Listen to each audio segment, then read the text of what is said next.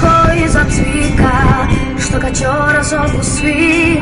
Ona mala sa protezom, što se ne sme smejati. Ja idem svaki dan sa suzama u svan. Ja sam klinac kog u igri djeca zadnjih biraju. Majka s nepunih 17 koju kući skrivaju. Znam da ne znamo se mi, pa poslušaj me ti.